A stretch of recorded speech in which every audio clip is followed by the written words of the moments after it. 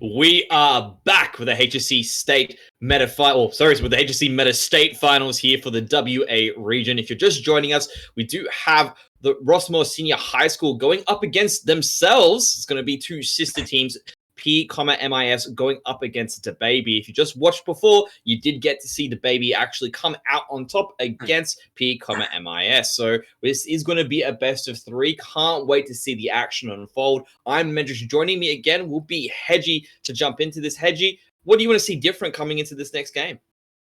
Yeah, well, I think we've actually got the wrong lobby type. Well, it was a bit of a slow game, so I'm actually kind of keen for some action. Maybe some more early game champions, maybe chucking a Xin Zhao or something. Tamp up the pressure, man. Let's get some early game picks in here.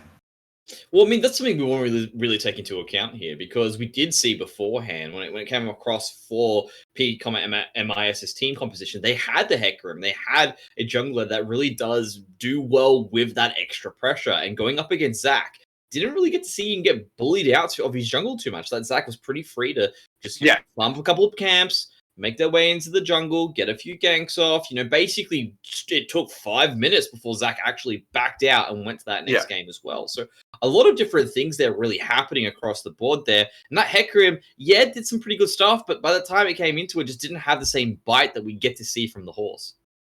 Yeah, 100%. And I think that's the thing when you're versing those kind of hyper-scaling comps. You either do two things, is you try to match the scaling and almost outscale them, or like have champions that have similar scaling points and just kind of match them from there, or get like counter matchups and that sort of stuff. Like make it hard for the Yasuo to play the game, make it hard for Vladimir to play the game, that sort of stuff. Or you go really aggressive early and you really try to push an advantage. And they kind of didn't go either of them, which I think was a problem. So they kind of tried to go this team fighting comp, which kind of needs item spikes still to work, just because you had like the Orianna and stuff who isn't really super, super oppressive early game. So yeah, I guess you kind of need to lock yourself into like early aggression, try to force something early, try to actually get ahead and just punish the weak early game that they had, or you try to go and match the scaling and you try to go toe for toe with them. So yeah, kind of landed in the middle a bit there with kind of a good team fighting comp, but kind of needed to get online a bit. So yeah, and that's when it comes down to just kind of a drafting mistake, but at the same time probably didn't execute it as well as they could have. Definitely could have looked for a bit more of an advantage in the bot lane, I think. So yeah, and it just comes down to what they can do in this one and how they can change up their pick ban, how they can change up their gameplay as well. Speaking of which, we are going to be jumping into that now as well. We do have the right game mode. We do have the right details in place. And first off the bat is going to be that Aurelia once again, something that I'm sure you're very happy to note is going to be removed from the board. Do we start to see perhaps a bit of a target ban from what happened in the previous match? Do they take away that Soraka, which of course was allowed to rank up a lot of extra kills? Nemesis was absolutely destroying on that champion, and it is going to be once again that Wukong removed. So it looks like this is going to be targeting the comfort picks once again. Yeah, I mean, I wouldn't even hate if that Soraka was banned. They seem to really have a problem with it. Maybe there's another pick they can bring in other than the Soraka to actually do a similar thing. They are going to ban the center away, which I think quite interesting. I don't think that was much of actually a problem. I think it was more the Soraka, but that's just kind of my opinion, I guess. But yeah, definitely. Something we haven't touched on is the fact that Quasadillo, which did pilot that set in the previous match, is the substitute this time around. So it could be the idea of let's hit the substitute. Let's see if we can throw them off kills. Yeah, 100%. And I've definitely done that in coaching and stuff, when you actually like just ban out one player in terms of champion, particularly when they have a limited pool and they're kind of new to the team. They're not playing something they're comfortable on. It can be a big problem. So yeah, targeting one player I think is a very good strategy. They're going to take away that center. And they're just going to pick up the Nautilus straight away. They're getting a strong bot lane pick with a lot of aggression there in the Nautilus, able to land a lot of those hooks. And they're just going to take the Soraka. It seems like at least they are hovering at as that very strong pick that they had in the last game. Can they actually utilize it the same way? Will be interesting. Nautilus is a very strong champion, able to just kind of get onto her, and if they can one-shot her a bit easier with that Nautilus pick, actually just being able to land all that CC he has. Well, part of the reason why the Soraka works so well for the team is because Nemesis was able to pilot it at the same time, was using the Famine Center, which allowed Nemesis to really excel going forward. Maybe Raka won't have that same sort of acceleration that we saw in previous matches, and of course Nautilus was banned away in the previous match, so the fact that this time around that we do get to see Maruku perhaps get a champion, well, not Maruku in this case, actually was going to be a different champion, Neptune I believe, to get something a little bit different, get similar as before, similar to the Rel, but a little bit more oomph with that engage, might help out P, MIS. Yeah, 100%. Obviously, Soraka was super accelerated last game. They won't have that same type of champion with the Ezreal being locked in. That will be their bot lane there. Tristana being hovered as well. Very, very strong 2v2 bot lane, but a bit hard to get onto that Ezreal, so probably targeting the Soraka. If they can burst her down, then hop on that Ezreal should be good. Be an interesting matchup, actually. Definitely down to the skill and how they actually play that one out. And now looking, for their third pick. It looks looking like it's going to be an explosive bot lane here as well. Did get the hover from the Renekton, but Kled now going to be picked up here. Very interesting first pick. We're going to probably be seeing that up in the top lane. So looking to see how Morocco will be able to use that one. As we can see here as well, now we do have ourselves going back to that second ban phase as well. And it will be that Rengar just to basically close things out here for the baby. Yeah, I mean, they're blinding the Rengar now so they can actually take away some counter picks into it or something, but they're actually going to just ban the Kassadin instead, which they did ban last game, I believe, as well. So, going to be able to pick up their Rengar. Might be actually just a comfort pick for Azuru, because he did get it banned away from him last game as well. Katarina now taking away that Xin Zhao that I talked about. Would be very good with the enemy team composition, so a good ban away as well. So, a lot of aggression already with the Kled, Nautilus, and Tristana. Definitely looking for the early prio, early lanes. And this is what I talked about. I mean, if you're not going to outscale the Soraka or look to do something in that category of trying to counter in that way, then just go for the aggression. Try to get ahead of her. If it doesn't work, that's bad. Obviously, it's not great, but at least you gave it a go, and at least you're actually, trying to win the game and trying to force an advantage.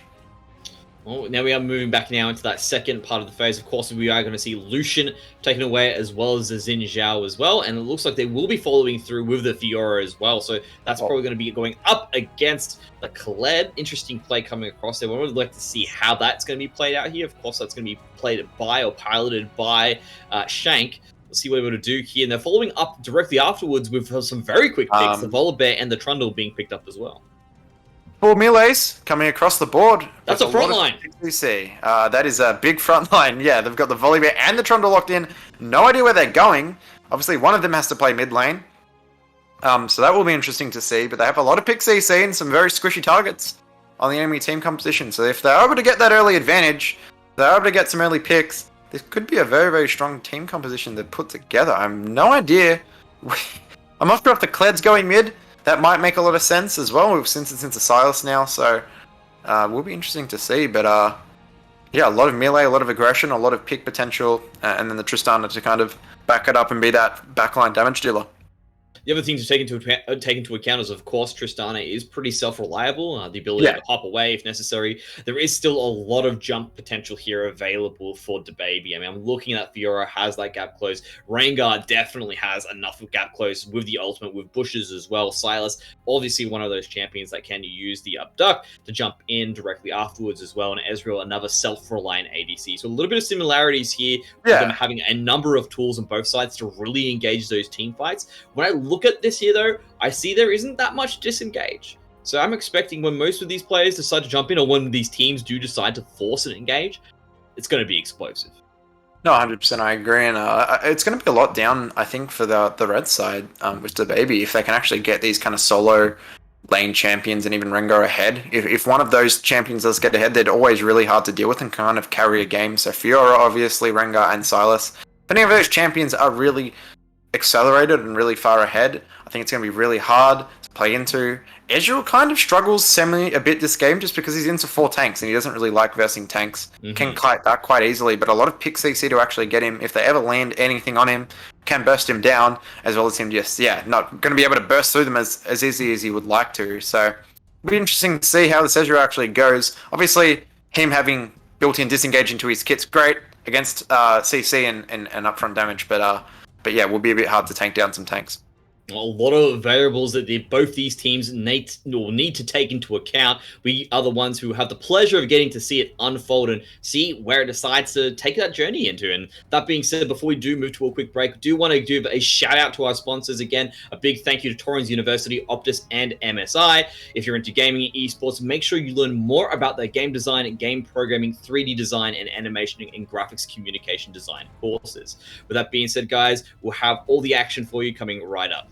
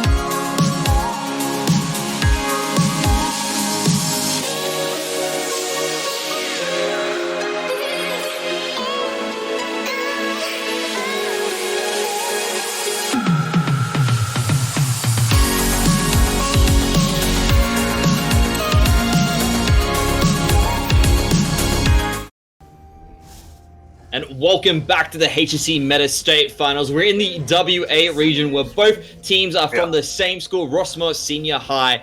And of course, there's going to be Da Baby going up against P, MIS. They've swapped sides here, so if you can see, there's going to be a bit of a quick invade here by P, MIS. We do actually see this being found out as well. They're going to see that ward will catch them on this invade, and now they're going to be saying, you know what, let's get out of here. They know exactly the jig is up. Let's get on out of here. Hedgie, what do you make of it? Yeah, I mean, they're always going to go for the invade, right? They have 48 CS abilities, definitely. I counted that, and it's correct. You don't fact check it. But yeah, obviously, they're definitely going to look for the invade. Very well played again. Nemesis just setting up the board, backing away immediately. Every member just disengaging when they see them. So, good setup. Obviously, the 5-point start, and they do manage to get an aggressive ward at least. You have to take that when they do pick these kind of champions in the early game, but Trump's actually electing to start the blue here, which is a bit weird to me. I feel like he's fine getting his red buff, but is going to actually just take this blue. Is actually good at hitting single target camps though, so it kind of does make a bit of sense on that end as well. Well, both sides will be, both junglers will be starting on that top side there. But before we do jump into it, just want to do a quick shout out for our PAX VIP experience competition. Our sponsor, Billy Blue College of Design at Torrens University, has also got a great competition going on where you can win a PAX VIP experience for 2, an online session with a professional League of Legends player or streamer from Legacy Esports. All you have to do is fill out the entry form, and that's going to be posted onto Twitch chat. It should be happening right now. That being said, though, once again, jumping into a nice quick pickup here by Neptune Girl onto Nemesis will begin to put out that damage, and things taking a little bit of a change around here in the bot lane. Yeah, and that's the aggression that I really wanted them to see them pick up. Obviously, Nautilus able to go in with that hook from level 1, look for these engages. And Ezreal and Soraka are going to look to try to poke, going to look to try to survive it, but Nautilus looking really aggressively. We'll actually find the pick once again as well. There's going to be the Goomba jump as well. Flash coming out from Nemesis, but with the 2 flashes coming across here, actually the 2 rocket jumps coming out from the Tristana. Power will be able to pick up that kill very quickly, and they're just going super aggressive to the back end, making sure that Nemesis can't breathe. That being said, Asoro will also jump in here, throw out that net, and force the flash out of Quangmeister. And really off to a quick start for both of these teams now. But Sheep Dynamite continuing there will pull up the pillar to stop SRO from getting away. Quangmeister will also put that damage in once again as well. Swaro will be dropping down, but we do have Astro coming in to try and pick someone up. Sheep Dynamite, but will not have the damage. Is going to have to force that flash once again as well to get out of it and get back to safety. But was also caught on the wrong side of the map. Quangmeister fielding them away in this scenario. Nemesis will be there to protect it, but it's just not going to be enough. There's still more action happening here, whereas Morocco is being cut down as well by the tower. And when everything is said and done, it's going to be a 3-for-1 in the favor of P, MIS. This game has completely turned around. We had the slowest game in game 1, and now game 2, it is all out action and blood. Yeah, I mean, first game was like this pro LCK, incredible gameplay, obviously, like only taking fights over specific objectives and everything. Then we've gone straight back to my Platinum 4 solo queue games right here and just fighting constantly over absolutely everything, including one little ward. So, very good start, though, by P, MIS. Able to find the punish as well in the Rengar. Kind of ran pretty aggressively across the river. Trundle finding a really good collapse with their Kled. Obviously having a very good 2v2, but more action in the mid lane is going to be able to take down Kled into his passive form. But yeah, as well on the top side though, Fear actually found the outplay.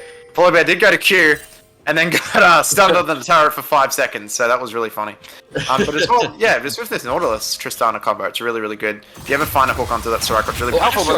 That's some crazy damage there. There's no chance for Fang to actually get back onto the sink here, and we should be found out. Astro now, he just knows Sheep Dynamite, but Osoro will find it as well. The net will hit a minion and not the troll, and he'll be able to get away. But a nice pick up here from Astro to start bringing things back in the favor of the baby.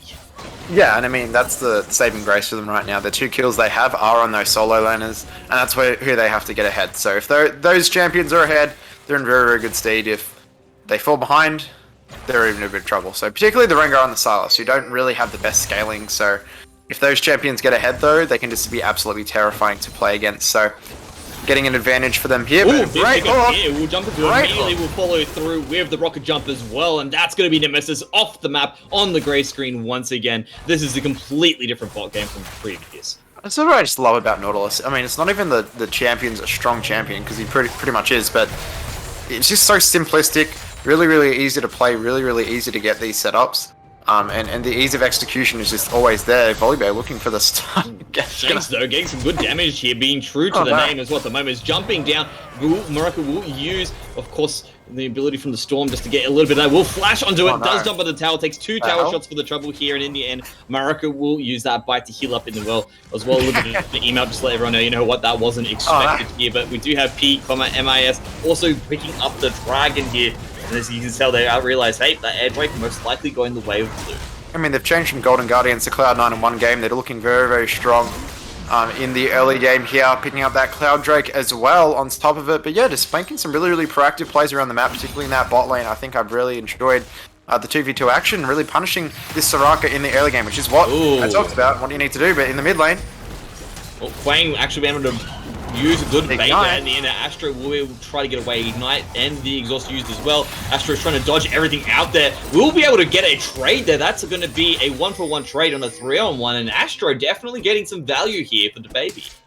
Yeah, but I mean, Neptune right now, it's just support diff both games. Soraka last game being such an influential factor, but this game as well, Neptune making so many plays on this Nautilus roaming mid to get that set up. They do actually trade in the end. Good little bit of play from Astro, but are actually finding so many plays and looking for it again in this mid lane. Can they actually find the dive on this Rengar? Silas is coming, so this could be a bit dangerous though.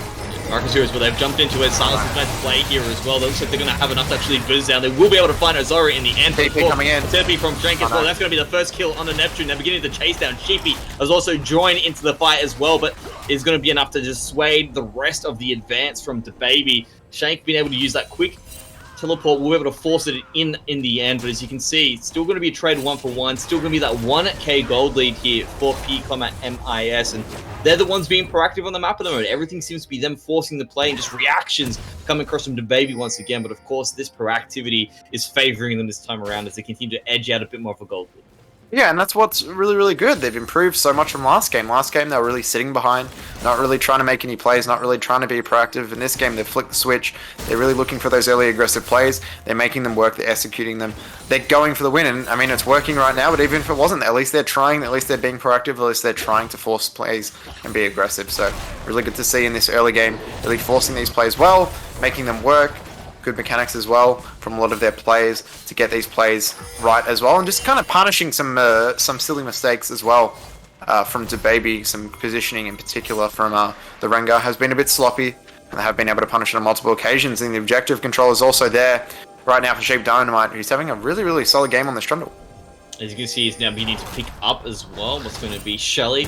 Quang coming in to assist as well. You can tell everyone's saying, hey, you know what? I think they're going to be on this Rift Herald. Saru sitting on the back here as well. He's trying to get a ward onto it. Will find it. He's going to throw out the net but not find the mark. Maraku now coming across here just to ensure that this is going to be a secured Shelly. And the advantage is still going all the way here now for the time being into P, MIS, and they seem to be making a move once again towards this mid lane as well. Neptune Girl is going to continue to make their way down towards the bot side. So Astro does jump in, forces Neptune Girl back, and there's at least a lane that seems to be a bit of support here. But Maraku and Sheep Dynamite here. Astro realizes what's going on. Will grab the ultimate here from the Volibear to force them away. Does have support from Ozora in the end. That 4-man dive isn't going to eventuate, but for the time being, at least we'll be able to force them back. But of course, Sheepy Dynamite here is going to still be on the side, or Sheep Dynamite is going to be here to actually possibly drop the Herald. Nope, wants to get that red buff first. They're just continuing to look for these aggressive plays. The objective controls obviously mean there to pick up the first Drake. And the Herald, talked about last time, trading the objectives. Well, what if you just take both of them? That's probably a bit better, but looking for that dive, good steal of the Volibear ultimate to avoid it. But yeah, they're continuing to look, they're continuing to try to force these plays. Tristana doing a whole lot of damage for that bomb. That's going to do a lot there. Yeah, taking out almost 25% of the Ezreal's HP, or a bit more there in the ends. And Soraka is going to be able to heal him up under this turret, but the damage is done. Right now, this Tristana is very, very good. And yeah, I mean, they're going to continue to try to force plays, probably try to create some sort of fight over this next dragon. And yeah, continue to look to snowball their lead with the pick champs they have. They have a really good advantage in these kind of skirmishes and in these early game fights. Well, you can see the damage is definitely going to be there, and of course that just means that if Neptune does find a good hook, Power will be able to jump in and I guess will continue to pull out that damage. We have hit the 10-minute mark, of course. We can see that the Gathering Storm has been picked up by Nemesis as well, as we do see that little symbol flash above the head of Soraka. Astro, once again, seems to be the target here for P, MIS. A number of units or champions beginning to make their way around the side here. Sheep Dynamite is there. Will use the puller as well. Flash over on the side here. They're just jumping onto it. This is a complete pile-on coming across. That is a 4-man dive coming across from PMIS, and they finally get to use that Rift Herald and begin to break open this game. Took 10 minutes, but they finally managed to find a good dive in Astro.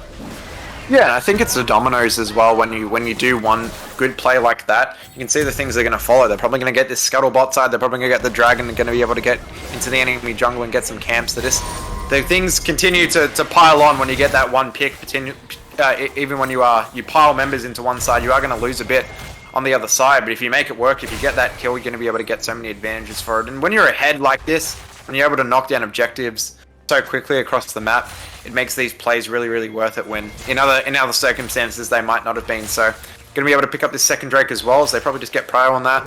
Be a bit strange right now for DaBaby to fight that with this disadvantage that they do have. So really, really controlling the game, being assertive, being aggressive, and just take advantage of the mistakes and the positioning of MIS, or just kind of diving the Silas and you can't really do anything, I guess.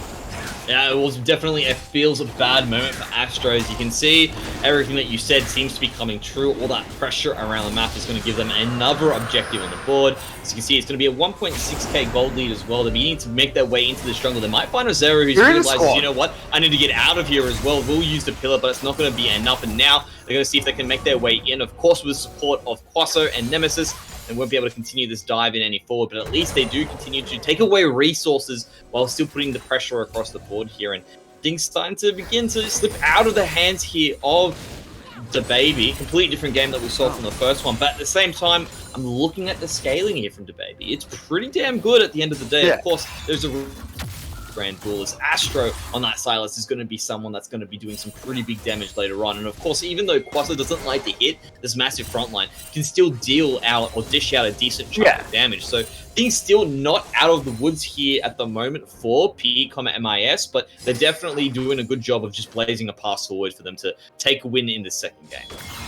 Yeah, and I mean, if this Fiora does get some items, does get strong, she's so hard to deal with the solo lane, and they don't really have anyone to deal with her eventually when it does get to that break point, as well as Ezreal, obviously. As I said, like, he's not going to be able to do heaps of damage to the front line, but they're not really going to be able to get onto him because it's an Ezreal, so at the same time, he's going to be able to deal heaps of damage, but they're just looking for this Rengar. There's Goon Squad again, 4 members constantly entering the jungle of DaBaby and just taking stuff. Gonna be able to pick up this red buff in this situation. They have to just escape with the Rengar ultimate, but just forcing themselves onto DaBaby and continuing to create advantages. And things that makes it easier for this invade as well, it being an Infernal Drake that's going to be picked up for the soul as well, does mean that this map is completely opened up around the side. A lot of different entry points now are going to be available. So when they do look for these 4-man invades, even though they do have relatively immobile units, doesn't really matter. They've got open walkways past to make that move into it. And you can see Ozoro just realized immediately, I can't be here, pops that ultimate, gets right on out. And now for the first time we do see what's going to be a push here. Here comes the ultimate here from Zed as well. Oh, that's not going to be too much there from Kled, sorry. As you can see, Quangmeister now beginning to put that damage directly into a Nemesis is going to be the focus pick here. Astro has now jumped into the middle of it. Now we do have a bit of damage here. All the members now are going to be available here. We do have Ozoro jumping in at the very end as well. Pow's going to jump off the Quizilla, but there will be the return from Astro who says, get the hell off my ADC. Shank is now trying to jump onto Quang, and now it turns around immediately. Good response coming through from DaBaby, and they don't have their support here to have that little bit of extra oomph in that team fight, and they seem to turn it around. They're jumping in for the dive now as well. They're jumping straight onto Quang. He's going to drop down in the end as well. They're going to be continuing to juggle this tower aggro. Shake gets out alive at the end of the day. Zoro also as well. Well played, and things just turning around. That gold lead completely evaporates, and now it's going to be going in the way of DaBaby. What a turnaround. Yeah, incredible. Really, really good TP flanks as well to set up that engage. Just going a bit too deep as well. The Tristana was just way overextended. And I mean, you see the power of Soraka in that fight and the Ezreal.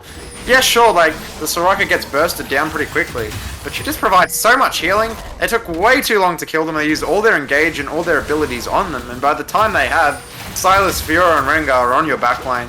They're on you, and they've just broken them down one by one, and Fiora able to create so much space with her ultimate, so much healing. That solo power was really, really good, and just able to get so many flanks and able to kind of not even create it where it's a back-to-front team fight where you're throwing your members at each other, but where there's kind of people scattered everywhere and you're able to get the Silas and the Fiora so much damage in and yeah, really broke them down well, got those flanks off, and just kind of mechanically played the fight better, and yeah, really well done in the end.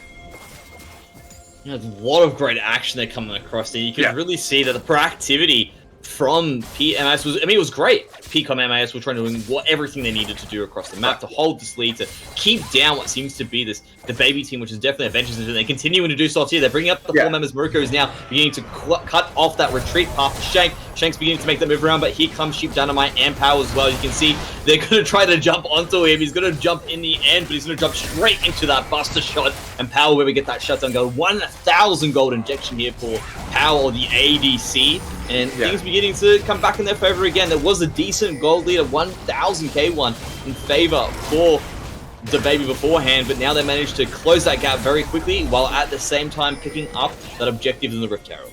Yeah, and I mean, that's what you like, where they're still being proactive, they're still being aggressive, and they're still forcing plays even when they make a mistake, even when they do lose a team fight. So a really, really good pick on Fiora there. They're really catching out these quad out members really well consistently. That's where a lot of their kills have came from. So going to try to actually get an advantage here, try to get those. They still have the 2 Drakes, which is a really good bit of a trade in the mid lane here. Oh my lord, Silas does a lot of damage. Yeah, Silas definitely doing Astro putting that damage in. Will force Kled off the mount there. Is going to throw out another scon there, but is not going to be able to find anything in the end, or the chains. As you can see, they're going to push their way through, but now all the control seems to be in the favor of the baby. They've put up their wards, they've lit up the map while they look for the dragon, but it will be contested here as well from P, MIS.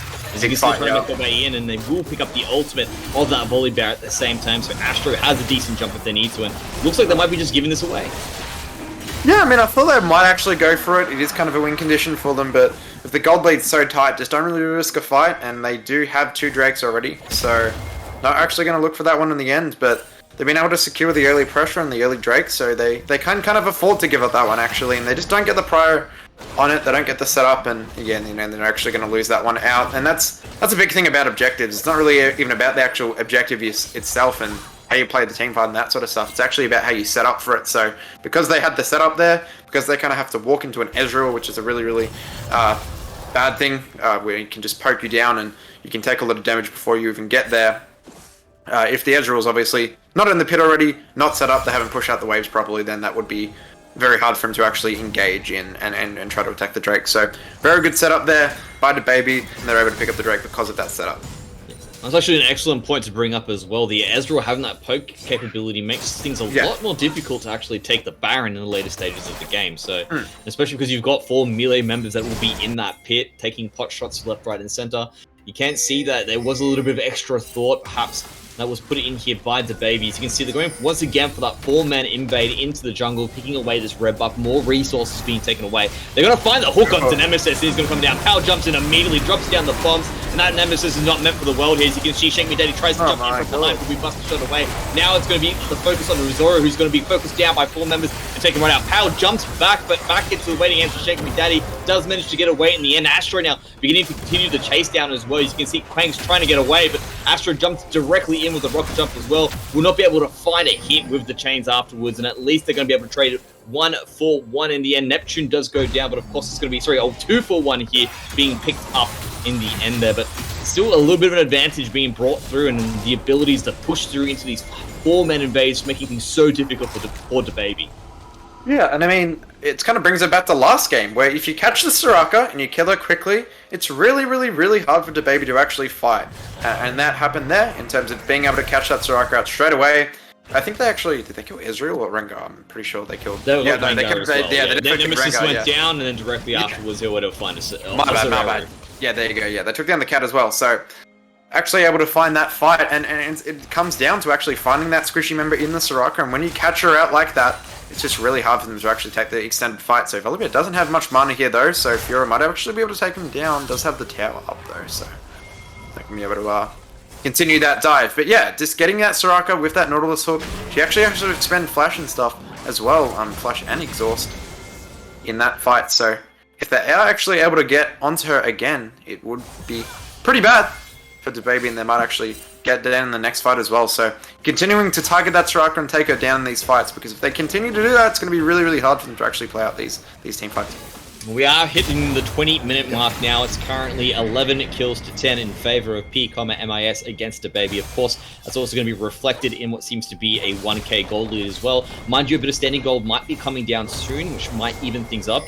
When I look at across the board, we do have those mythics being finished up as well. We've got 2 Divine Sunderers here picked up for both the Trundle, the Troll, and of course Volibear, the Bear. On the flip side of things, it's going to be Gore Drinkers and Shank now. Been a bit of trouble here. They jump up to the side. They're making a lot of moves here as well. They're trying to get him down. We'll use a fantastic use of that riposte to get away from it. And look at that healing. Shake's back up to full HP, and Morocco's been falling down in the end. They're also trying to pick up the Baron in the process of this as well. And I think maybe they bit off a bit more than they can chew. They end up losing 2 for 1 here in the end, and they will be sending packing away from that Baron. Astro as well will also find Quang in the process of this. They're going to both jump in that direction. The chains do just missed out. He tries to follow through his hook at the same time as well, looking for that fight, and Astro continuing to win this out will knock him off the mount, continue to put that damage down as well. Quang's doing a good job to try and get back on. As you can see, Nemesis there in support, so with Shift Dynamite as well, manages to get himself back onto the mount, but it's not going to be enough as he's pushed off once again. He's going to get away. He's bleeding on a slither of HP, but you can see now DaBaby starting to turn things around, starting to get to a point where maybe they will be a bit more competitive with these engages. And a lot of it is coming down to the fact that Nemesis isn't falling down first. Exactly, and again, it's just the exact same concept. Nemesis, they're not getting targeted, not getting taken down immediately, and they go in an angle where they have to target the Fiora. She's able to sustain the burst. Once that happens, Nemesis walks around the corner and heals him for 15k HP, and it's all over. So, obviously really, really strong in what Soraka can actually do. And when you just don't target her like that, she's going to be able to provide so much healing. Fiora is able to kite back the fight really well, get her ultimate as well, which did do a lot of healing as well as the actual Soraka healing her. Able to turn around the fight. Rengar did get caught out, but another 2 for 1 trade, and DaBaby are just slowly working their way back into this game to the point where they're competitive. But the Dragon is up, and the Prio this time is actually on the side of the Masai. Well, they do find Shake Me Dead. They're jumping onto him as well. He's going to be blown up before he has a chance to do anything. Quang jumping down onto it as well. Looks like they will be able to find Nemesis as well. 2 quick kills being picked up by P, MSI. As you can see, Astro now trying to get away. Will be able to move out in the end. It's still actually sitting on the side of danger, and there is going to be a dragon. The call coming on through. Let's get this objective. Let's get on out of here. Nice pick up here. You could tell that Osorio was using that ultimate to try and find out where the hell P, MSI was. In the end, it was used a little bit too late. They jump immediately onto Shank, arguably one of the strongest members here available as well. And they're still continuing to go forward as well. Kled's using that ultimate, trying to find Frosty Dadu. Won't be able to find it, but he does get Astro. A nice use of the Zoni's Hourglass will get him out in the end as well. Good sustain will finish in the end, but it's just still going to not be enough when there's 4 members barreling down that damage onto you. And this is what they're supposed to do. This is what their comp is good at. Lots of CC, grouping up on top of each other and just running one person at a time down, using that CC, using the mega burst they have with multiple champions to get one champion done at a time, and just playing those fights back to front. That's what they've done for the last 2 or so minutes, and it's working to an absolute T. Here, can they actually do it again? But they do have some low health bars here in the jungle, so they might just actually look to back off, look to reset. Picked up their 3rd dragon for themselves, looking for that Infernal Soul, in a very strong position for themselves now, and really, really just playing these fights a bit better. Not kind of trying to look for a skirmish, trying to look for a pick, which does suit DaBaby a bit more. Instead, just looking for the full front-to-back team fights, and that where the tanks, the CC, all come in. As you can see here, finally, Osveru manages to get what feels like the first red buff in a very long time. And that seems to be the consolation prize at the end of the day for DaBaby. The fact that they're able to force them out of the jungle, of course, as you mentioned before, they come out on top in the team fight, but of course, a lot of resources still down, didn't have the cooldowns, a bit of low HP meant they had to back right away. Now, as we can see, moving into that 24-minute mark, a lot of action has elapsed previously on the map, but when I look at that gold lead, still relatively competitive. It's only 1k away, and of course the scaling still seems to be in favor of DaBaby. As we can see here, trying to clear out some wards. Morocco's going to force them out and say, you know what, you hit my ward, I hit your ward. Shank, though, very happy to jump into it. We'll use the ultimate as well. Looks like it's going to be DaBaby forced to disengage here as well. A lot of damage comes onto Shank, but we'll be able to riposte out that damage. You can see now Oso's in the middle of it. Nice jumping from Astro. There's a ridiculous amount of damage, and DaBaby now looking to pull his flat on down as well. Shank now in the middle of this team fight is underneath the tower, taking a lot here as well, but when it's all said and done, it is going to be a 3-for-2 trade. Crossy's jumping to jump in as well. Doesn't respect the damage from power, but it will mean that there will be a decent heal from Nemesis, and now they're forcing away on those glowing health bars and it really is a big win here for the baby, managing to get that massive winning team fight, forcing them out, getting the tower as well. And Astro, you monster! That was a hell of an engage there with that volley barrel. That was pretty much on 5 members, and he just did so much damage immediately. Able to follow up with his burst as well as the ultimate, just did so much damage. Won them the team fight single-handedly. The rest of the damage, the rest of what happened didn't really matter. They just did so much in the end. Probably dove a bit too deep on the back end of it as well. Probably could have won that fight even harder, but just a massive engage from Astro. Able to force that play with the stolen volley bear ultimate, making a huge play for themselves there. They aren't actually pick up too much off it, just that mid-outer turret, but now have a 3-1 lead in structures. Gold lead is stabilized to about even again. And other than the Drake count, you're kind of a bit scared, I guess, in terms of what PMIS have in terms of advantages here. So if they are able to actually pick up that next dragon, they could be in a very good position to win. But if they don't, probably going to hit those scaling points for Ezreal and Fiora in particular. So, I mean, and this Ezreal is so strong. I mean, you're looking at his 407, hasn't even died yet. Really super strong position, and so is Tristana, but this Ezreal he just keeps getting longer and longer with this Soraka at his back. It's a very, very scary prospect. Well, we're now at 26 minutes. Feels like it was an absolute mammoth time ago after that massive engage there from Astro. As you can see now, is going to be P, MIS. We need to set up for that dragon control. Of course, that's going to be available in the next minute. Just clearing away what was in possession. We do have a teleport flank coming across here as well. Looks like it's going to be Maruku as well, but it's not going to be enough. As you can see, I thought maybe just wanted to get into a fight, maybe find a decent engage there, but nothing really came out of it. And that does mean there's going to be a teleport advantage here for Shanks, who's more than happy to perhaps continue pushing through that top side of the map to make something happen. He's actually more focused on being there for the rest of the team now, which with that dragon popping up in the next 40 seconds. Neptune's clearing out the Baron for the time being. Possibly you say, you know what, if you guys do decide to go for this dragon, we can actually just opt in to clear out the Baron instead and get an advantage that way. But it seems that it's all going to be all eyes on this dragon now, as both these teams are beginning to slowly encroach and make their way down. Due diligence is being put into place here as well for the time being. And now it seems that it will be everything coming down to this last fight in the next 15 minutes. Or sorry, 15 seconds. Yeah, and this soul point's the big point of contention for me. If Baby get it, probably going to be able to outscale, hit up and break points and potentially win the game, but on the opposite side, if P, IMS hit it... Oh, Chief uses the pillar. Oh, never mind. You finish your point, Hedgie. Yeah, if they get it, then they're going to get the Infernal Soul, right? So probably going to be able to take out the game. So this dragon is going to be very, very important for who takes it and who takes the actual winning fight as well. They pull some big damage into Marco. He's going to be the main target here. He will get his ultimate off, but it's not going to be enough here. As you can see, Nemesis still continue heal up on the side here. This front line from Astro seems to be bigger than ours. Shake will be able to find Quang as well. At the end, he's going to finally go down. As you can see, Power sitting on the back end, not able to get too much on that side. Posse will be able to find a Neptune, and that is definitely a convincing win for the baby. They set up, they put the wards down, and they force P, MIS out.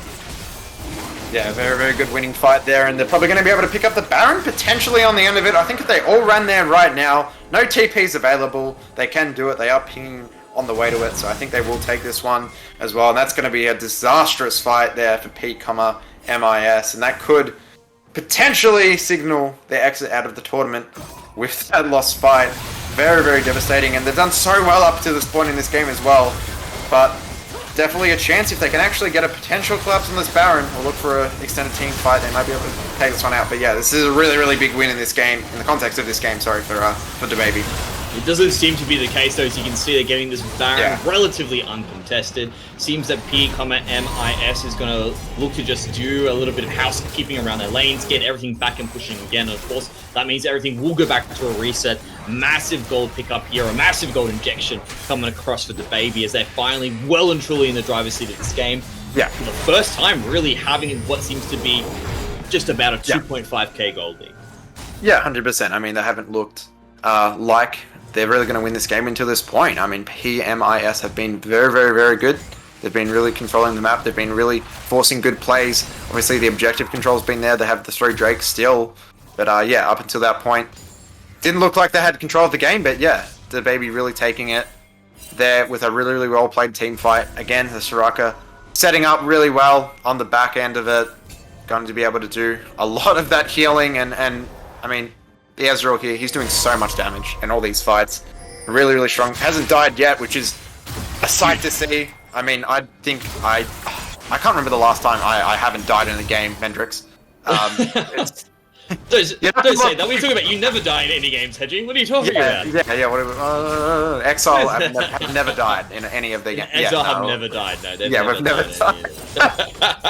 No, that's a good meme. But yeah, no, it's obviously a really, really strong performance from this Ezreal. So if they continue to play the fights out well, if they continue to force this advantage, obviously got the Baron right now. They are in very, very strong position here in this Nautilus. Might be called out here, trying to get a bit of wards in the side here. Shank jumping right in the middle of this. Astra will throw out the chains, but it will go to the side and will use that blast cone to get out of there. That was a little bit dicey for a second there.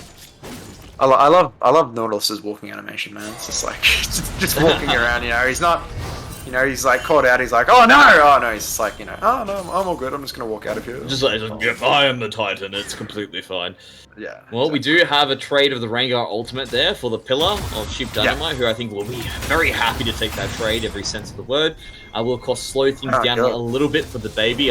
Shank now seems to be in trouble here. Sheep Dynamite will use that pillar once again to get away. Here comes the Cletter ultimate as well to force things down. They'll use the flash as well. Shank says, you know what, I can't fight, so I need to turn this around. We'll use a riposte with the flash to get away. He's now on the run, but it's not going to be enough, and it will be finally closed out with a shutdown from Pow.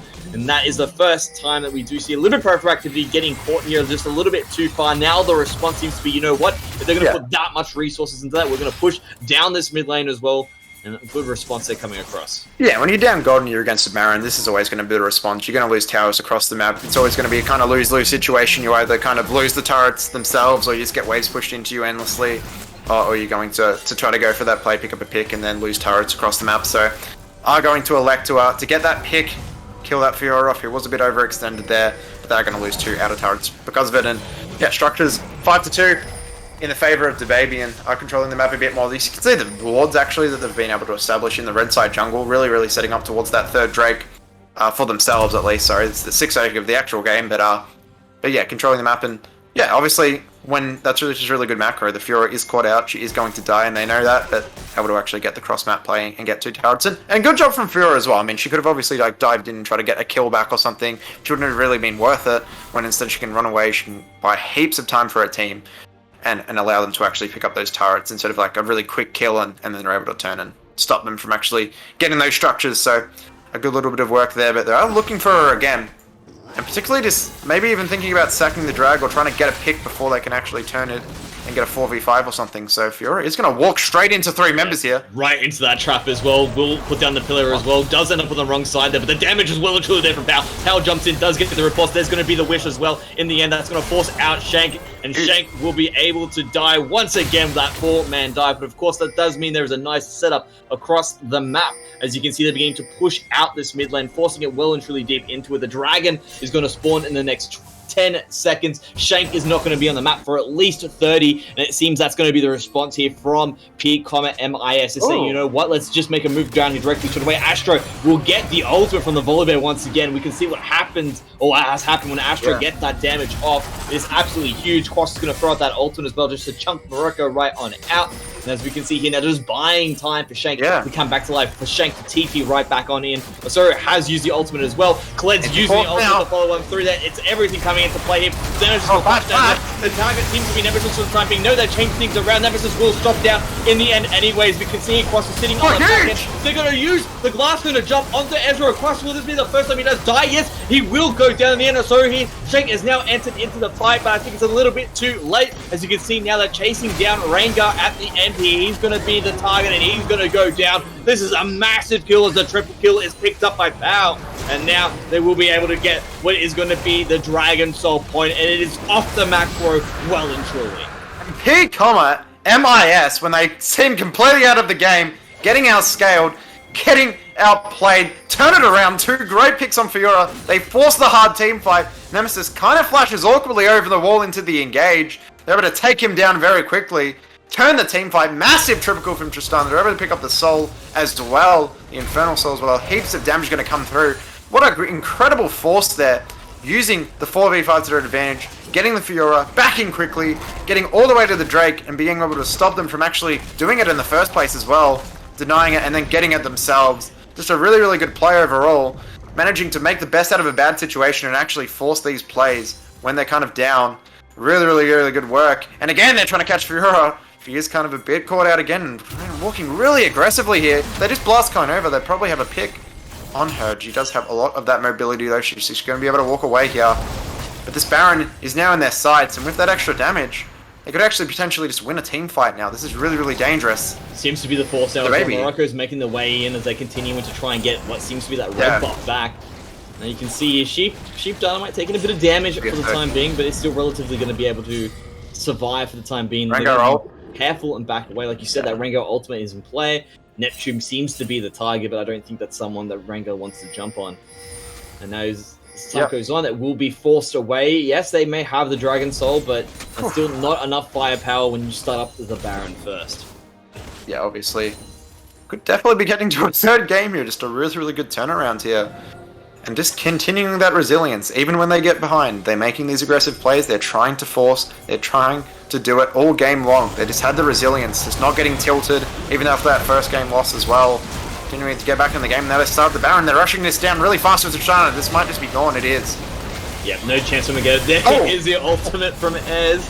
Let's see if you can get the cheeky steal, but not going to be enough, just a little bit late. And it does mean that it's going to be now the Dragon Soul and of course the Baron now available for P, MIS. And when we look at the goal leads, again, it was sizable for DaBaby, but they've managed to bring this back well and truly now, once again, in the lead. And it's even. I mean, like, when I look at it across here, 23 kills to 19, relatively gold even across the board. Obviously, some towers being picked up here for DaBaby in return. Completely different match that we saw from before. Yeah, and that's not even really adding into the extra gold value that Infernal Soul gives you, right? Like, it gives you a lot of gold value. It's not really a thing you can equate, or it would be, but it's very hard for me to do on the spot, right? So, when you actually look at these team fights and look at how they're going to go, that Infernal Soul is just going to provide so much value. That's going to be there at the Elder Drake, right? That's going to be there at all these team fights that they may have, so it's really going to be hard for them to actually take the fight now that they have that available, and if they're able to fight over this Elder Dragon and take it, they could just take the win. So in a very strong position for themselves. But the question is, can DaBaby actually find the outplays in this team fight that they have so often over this game? Astro particularly landing that massive volleyball ultimate that was really the turning point in the game, right? Where he was able to land that great engage, and then they had the really good fight in the Dragon Pit as well. But the thing about those fights is they're playing them super mechanically well, and they're setting up really well for them. So can they continue to do that is the question. Fiora again in a bit of a bad position, has got caught out multiple times in this game. Will it happen again? I think she's just going to walk away though. Yeah, Spider Sense is tingling once again. Seems to be walking in the direction, does see them in the end as well. You can see a number of pings are coming down. Oh my lord. A bit of a pincer formation coming across here. Nemesis also using spells to check the bush. Shank is trying to get in from that side as well, but now they do well and truly begin to meet up as a team, so we're looking for another 5v5 engage. Shank getting a bit of chip damage onto Quang will force them out for the time being, so they won't be able to go straight for the towers just yet. And you can really see that P, MIS want to get a pick first before they begin to wear away at this objective. They want to make sure that it's well and truly in their advantage. And it's understandable. We have seen the way that DaBaby plays. They're fantastic in that front-to-back team fight. So many different ways they can go about it. And once again, we can see them looking for a death brush in this scenario here, see if they can get that pick before beginning to push a little bit more forward. Yeah, and DaBaby are doing a really good job with the Baron threat and the Soul to actually just play really safe, not looking for a fight. They know they're at a bit of a disadvantage there and just give up what they can.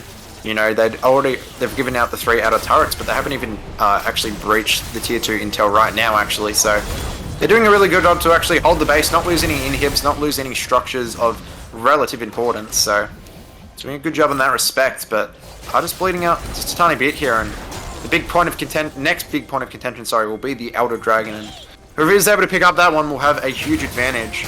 Whoop, Astro is going to be jumped on here as well. Immediately we'll use that to use Hourglass. It's going to be a 4-man dive. We'll use the ultimate as well to get away. He's managed to get out, but he's still being chased down. Zoro jumps in the middle. That's a big heal. Brings all the members back up to life as well. As we can see, the damage now starting to be put back in return. DaBaby playing pretty well on the side of it, but of course, a number of members still available here for P, SS. But I look at it, everything said and done.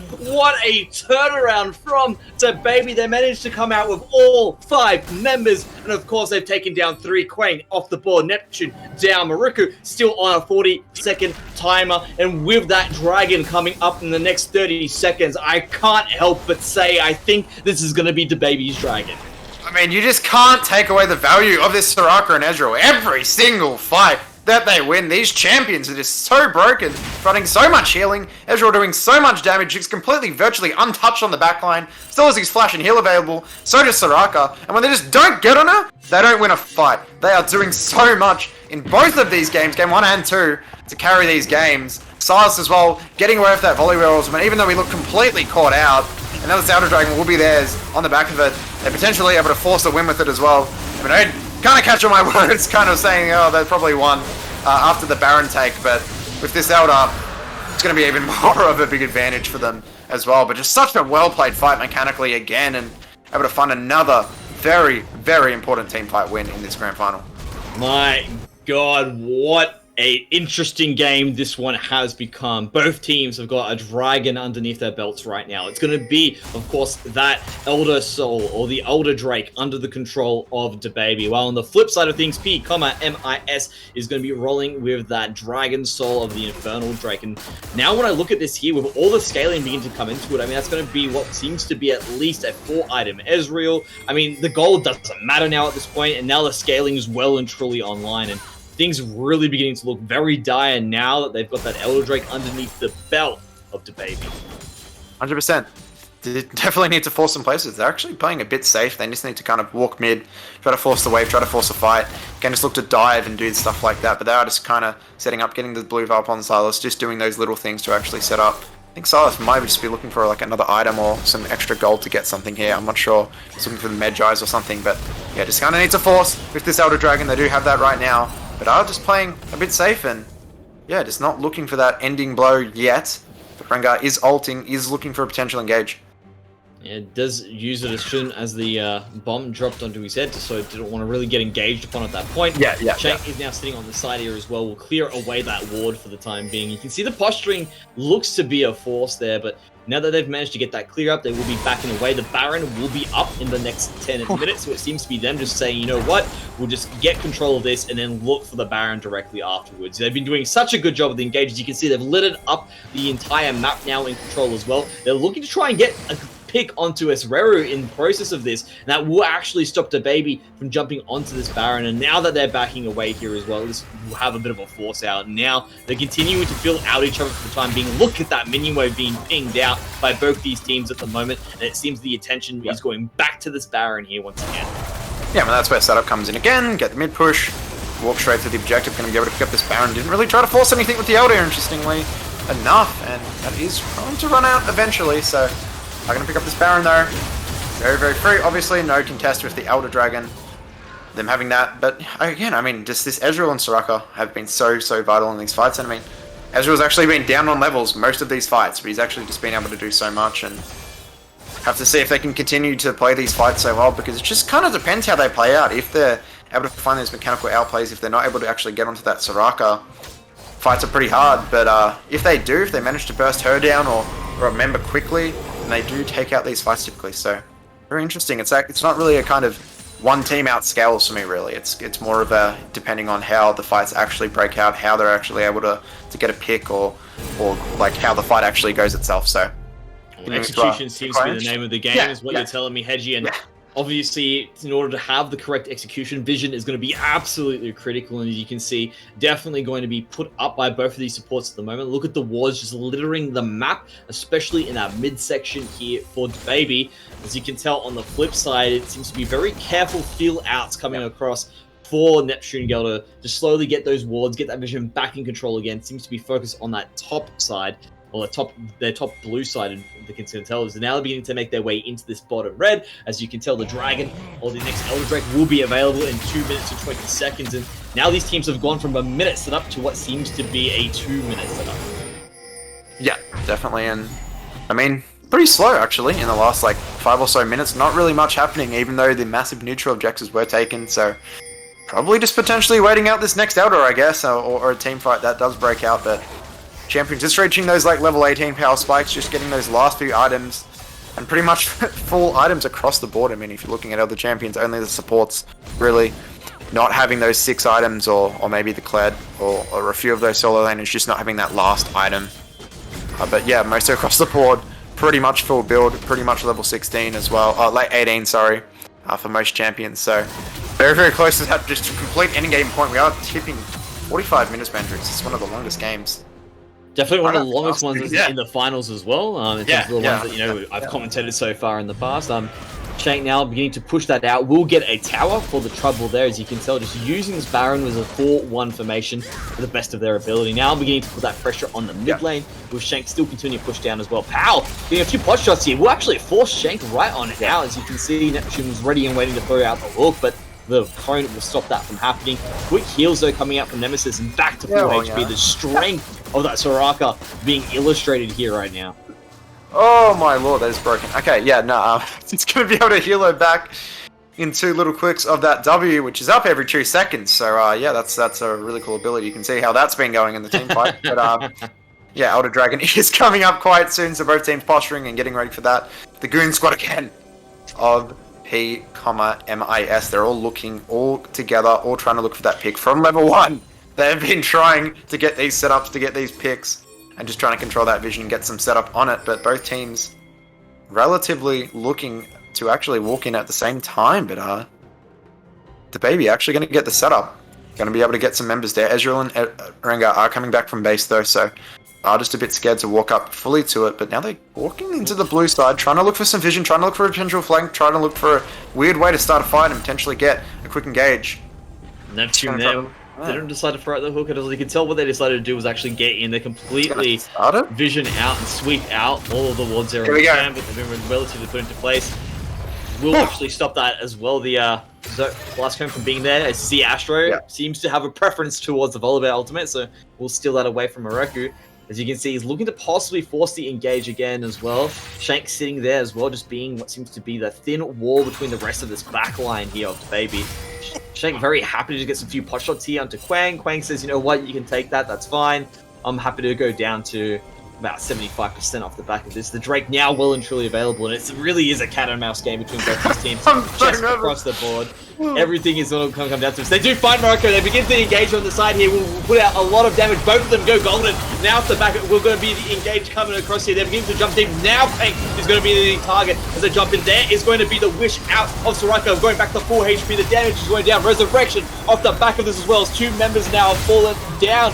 Become MSI. The shutdown finally comes across. They get rid of Pow. The damage is coming through. The baby seems to be coming out on top here. Morocco now has been finished off again once it's all said and done. 5 members still available, and Shank is TPing behind to stop them getting any real engage as well, stopping from pushing through from that side. Sheepy is trying to get away. He's going to go golden as well, but in the end, it's going to be a 5 for none, and they're going straight for the throat. We don't need a dragon when we've got death time is this long. They're pushing it down, and it seems it's going to be the baby to win it out and progress further into this competition. I mean, yeah, it's a bit too good in these team fights. Ezreal is too strong. Soraka is too strong, giving people 1,000 HP per W, which is up every 2 seconds. I have totally not mentioned this 5 times during the game.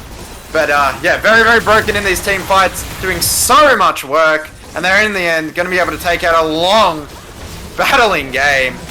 Really, really good performance from both teams. But in the end, the baby will take it out. Will prove themselves better. And just a really, really well played game. And particularly in those team fights, just finding mechanical outplay after mechanical outplay. And when it all said and done as well, we really do need to take into account how well P, MIS played. I mean, when you look at it, they managed to get the Dragon Soul. They were doing so well with their early invades. They even had a massive turnaround at this particular point of the game where even you were saying, you know what, that might be the nail in the coffin. That might be enough to get P, MSI across the board. But the ability of the baby to fight back tooth and nail, make sure they couldn't get themselves back into the game is something that cannot be stressed as how good it is. And it shows why they're really the champions. Again, big congratulations to the baby for winning, but of course a valiant effort coming across from P, MIS as well. I mean, just what an exciting game of League of Legends. I mean, both teams playing so well at so many points in the game. It's really exciting to watch. I mean, I just had a lot of fun casting and watching this game. It was just really, really entertaining. Obviously a long game, and these long games when there's lots of team fights where it's really back and forth, where a lot of those fights are really, really close. Like 1 or 2 things could change it. Just so interesting to watch, and particularly in that early game, in that kind of mid game where there was a lot of team fights. There were 1 or 2 members away from going to either side. So just really, really cool to watch, and yeah, really, really good game from League of Legends from both sides, and in the end, yeah, just good performance by DeBaby, and that Ezreal, who didn't even reach level 18, doing so much work, being able to kite back so much, being really tanky as an ADC, obviously, and just with that ease, it's so hard to get onto. Strike providing so much healing. Astro with some really, really good plays. He cannot be underestimated how well he played as well. But yeah, just a really good performance from both teams overall, and just a really exciting game to watch. I mean, had a lot of fun. Look, the votes are still out for the time being. We're still trying to figure out who's going to be the MVP for this match just yet. And I mean, like you said, so many different particular factors coming into it. So many good performances there. Nemesis so strong in that first game. Yeah. How much value that Nemesis brought in this match cannot be understated. Astro, again, as well, massive engages, massive abilities across the board, just fearless to jump in, happy to sacrifice himself as well. I'm looking at Shank at the same time, just strong, solid performances in the top lane. Very hard to say what is going to be the case. So a few votes will be happening in the background while that's all being said and done. And just have a quick look here as well as just at some of the details here for this game. Because I mean, like you said, just so much happening across the board. Look at that damage coming out from Ezreal. It is actually going to be literally 43,000 off the back of that there. So it's a lot there in the end. No, it's going to be too crazy in that sense as well. I reckon we'll be able, looking across here. Don't worry about it. I think there's a little bit of a disengage across the back here. I'm trying to figure out, have we got it been picked? Has the votes been tallied? Has it come through? Because I reckon it's going to be Quasi-Dello that I need to give the MVP to. I think let's bring him up. Yeah. Let's have a look there. As you can see there, it's going to be all of the marks there across those statistics. Absolutely insane. And I mean, let's look at this here, right? That performance was solid in game one. It was exceptional in game two. And Quasi is the substitute. To come in at the back and fill the role to that level is something that we cannot put into it. Yes, Astra had amazing engages. Yes, Nemesis had amazing value in bringing that Soraka. But come on, mate. What do you think about that performance from Quasi? Yeah, I mean, he's just played so well, and sometimes it's not even like about the Ezreal actually dealing damage. It's about all these resources that the Nautilus, the Volibear, and the Trundle, and even the wait, what was the other champion? Why is this Kled? Sorry, have to actually use to get onto him and to actually engage on him, and then just not kill him anyway. So like when you're actually able to kite back so well like that, and I mean this kind of goes for Senna as well, who's really really slippery with her W and with what she can actually do in terms of CC and cutting back. It's just really annoying to verse, and he did a really really good job at all these fights of just being unkillable. And really, really, really hard to stick onto, and they just weren't able to get onto him. They weren't able to burst him down, and he was able to kite back and create so many advantages in all these fights, and just had a really, really solid, really, really good 2 games of League of Legends. Absolutely. Couldn't agree more with you in that sense as well. So big congratulations to Quasi for being our MVP of the series. We are at the moment of just getting ready, a player interview ready for you guys. So of course, we're going to have one of the winning members here from DeBaby to come through, have just a quick chat about the competition, let everyone know. Do you have any questions that you want to throw out there, Hedgie, before look, I've got to say a few things first, just to let you know, but I'll let you get a few questions in if you ask nicely. Look, I want to ask what he had for lunch today. I had KFC, okay. So I'm just interested. Like, what's the weather been like in WA? How's the wife? How's the kids? Like, what's up? I mean, this is high school, so I know. Yeah, well, don't know if the wife and kid. I mean, we can ask about the parents, I guess. But I don't think there's wife and kids just yet.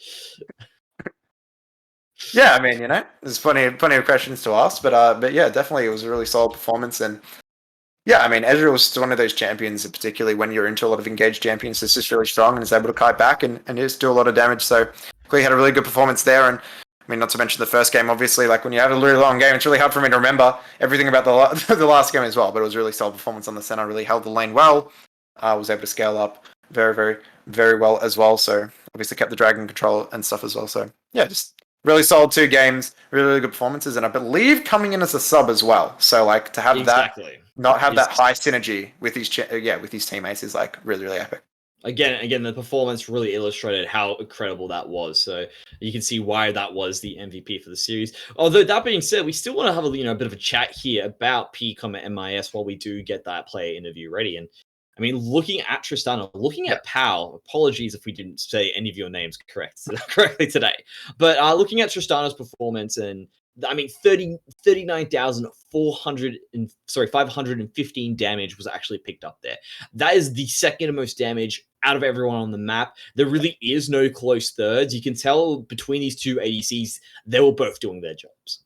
Yeah, and I mean, I talked about this in game as well a lot, but when you have a really, disappointing performance in game one, you didn't really do much, they kind of just got smashed, right? And to come out in game two really aggressively, to get advantages, to come back even after you get back down after losing some team fights, is a really, really, really strong resilience and just a really, really good effort overall. I don't see a lot of teams do that. They'll really collapse, even pro teams, right? They just won't have that resilience. They'll get tilted, they'll start losing, they'll keep losing. But they had the resilience to keep going, to keep playing well, to keep pushing forward, and they just had a really, really good performance overall. And yes, they did lose in the end, but to have the resilience to at least try, to at least force proactive plays, to at least keep themselves in the game all that time was really, really awesome. And I thought they did a really, really good job because of that. In the end. Absolutely. And I mean, there were points in the game where they weren't in it. They were the ones driving it. You could tell they had goal leads at specific points. They had what seemed to be the Dragon Soul and a Baron advantage as well. They definitely had a lot of things going their way. It's just the resilience of Dead Baby, the ability for them to actually play out those team fights. Again, going back to Nemesis was just too much for them to overcome. So pretty good off the back of that there, I must admit. I believe we're still getting those player interviews ready, so we're still going to continue to talk about things. I want to talk about these top laners. I want to talk about good old Shank and Morocco. A few differences there across the board, really, in terms of how they did play out. And I'm looking at it here. Shank, just an absolute solid wall. It did die a few times, but mind you, they had to bring at least 5 members with sledgehammers most times to bring Shank down. Yeah, and I mean, he did have a really good game in the actual team fights, in the actual, outplays, and he was able to create a lot of healing with the ultimate, so it was really well played then. And then Morocco was more playing for his team, and he did a really good job at that, at a lot of points, just being able to kite back and being able to create engages with his ultimate and with the Q and everything. Well, that being said, guys, I believe we do have our player interview ready. I think we had someone just jump in at the last second there and maybe just jump out as well. Don't worry, these things happen from time to time as we do get everything up and rolling, so don't worry about that. So you know what? Let's actually do talk a bit more about the game. Do you want to just touch on Neptune? Those hooks in the early game just seemed unmanageable. It really put what seems to be the bot lane for the baby into a bit of a hole. Yes, they climbed out well of it and they managed to get themselves out of it, but those hooks would just seem to be unmatched at that point. Yeah, and I mean, warning, hedgy draft opinion coming in, so don't get triggered. But yeah, I think that's why I'd say like Nautilus is definitely better than a lot of champions in the engage perspective, and definitely better than Rel for me as a champion. It's just so much more simpler, able to learn those engage more consistently and just better. And yeah, obviously, could see that a lot. But yeah, I think we have that. That's loud. Ooh, very loud indeed. I think we do have Azuru here. Azuru, my man, how you going? How you feeling? Not too bad. How are you guys? Good. We're going well. I've said your name correctly, right? How do you actually pronounce your name? I have to be honest on that one. Osoreru. Oseroru. Okay, good. I like it. I do like it there. Pretty good. Thank you very much. You guys played amazing today. Really good stuff about there. Were there any moments that you felt like that game, especially that second game, seemed to be slipping out of your hands? Yeah. So basically, when we lost, I got caught in River, and we should have won that 2v2. But I used both my Ws to run away instead of turning. But if we turned, we would have killed them both, and then bot died too. And then we kind of just had to give everything. But we knew it would be fine because they're full AD comp, and we're just outscale. Well, I mean, look, it did work out in the end, especially with those massive wishes coming across as well from Soraka to keep you guys alive. There were a few moments there. I think that maybe you pushed your ultimate a little bit too quickly. There was a pillar happened. Well. Yep. I did. Yeah. And you were just kind of like, and you're like, don't worry, guys. 1 minute later, it'll be fine. Yeah, I imagine that was probably the case. I literally pinged it. It was like 30 seconds. I was just like in the last Elder Dragon fight. So we're just chilling, you know? There you go. Hedgie, have you got any questions about that team composition that you want to throw out there? Yeah, I mean, in the first game, you guys kind of went for a bit more of a hyper scaling back to front comp, but in the second game, it was a bit more aggressive with your picks. Was that by design, or? I think the first game we were originally just going to do a Yasuo knockup for fun, but then we ended up just picking this scaling comp because I don't know, we didn't even pick comps properly. I don't think we kind of just picked whatever you want, and then our support would tell us what to do. Yep. Wager would just be like, what's his name? Nemesis. Nemesis would just tell us to pick a certain chance for better comp. So, yeah. Fair enough. So the Nemesis really was the backbone of the team in terms of the strategy being played. Just saying, okay, boys, this is what we're gonna do. Just make sure you get this, make sure you get that, based off the way they've picked. There you go. Well, it's good to know that everyone's got a little bit of the brains in the background. I was gonna say, I mean, obviously you would have given a little bit as well, being the jungler. You know, they say the junglers are the chess masters there. Well, what any particular plays that you want to highlight that was actually, you know, your smarts there? Sorry, hello. Hello, you getting? Yep. Did you hear what I said there? No, I got a call from my mate. So fair enough. Don't worry about him, all right? You're having an interview. This is your moment, okay, mate? So, I just wanted to say, was there any moments that you really pushed down and said, you know, we need to go for this right now, that you stamped your control as the jungler, you know, as the chess master? I don't know, because we usually talk about, like, as a team, we always talk about, like, certain, like, what we should do at that exact moment. So I didn't really call shots that much. It was more like we all like, we suggest something, and then if everyone's like, yeah, or everyone agrees to do something before we do it, kind of most of the time. Other times you just No, fair enough. And obviously as well, I'd like to ask, what was it like playing with your team, practicing throughout the tournament? You know, just in preparation, not just for today, but the entire tournament. Oh, the entire tournament. I mean, it was fun. We just, like, before the season started, we just played a few games of players. So my mate is annoying me right now. Sorry. Okay.